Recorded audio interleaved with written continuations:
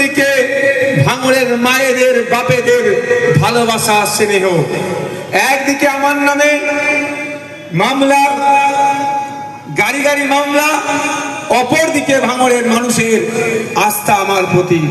বারবার আমি ভাঙড়ের মানুষের এই ভালোবাসা আস্থার কাছে আমি পরাজিত হয়েছি, আর আগামী দিনেও পরাজিত হব। কারণ আমি বেঈমানি করে মানুষের রায়ের বিরুদ্ধে গিয়ে আমি মন্ত্রিত্ব, টাকা পয়সা আমার কাছে তুচ্ছ, তার থেকে বড় ভাগ হচ্ছে ভাঙড়ের মানুষের এই ভালোবাসা আমার কাছে অনেক বড়।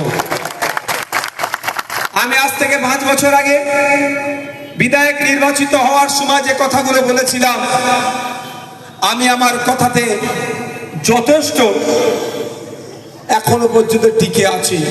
আমি বলেছিলাম আমি যেমন ভোট চাইতে দেওয়ার জন্য মানুষের দাঁড়ে দাঁড়ে এলাকায় এলাকায় গিয়েছি, আমাকে ভোটে জিতালে আপনাদের সমস্যাগুলো জানার জন্য আমি মানুষের দাঁড়ে দাঁড়ে যাব।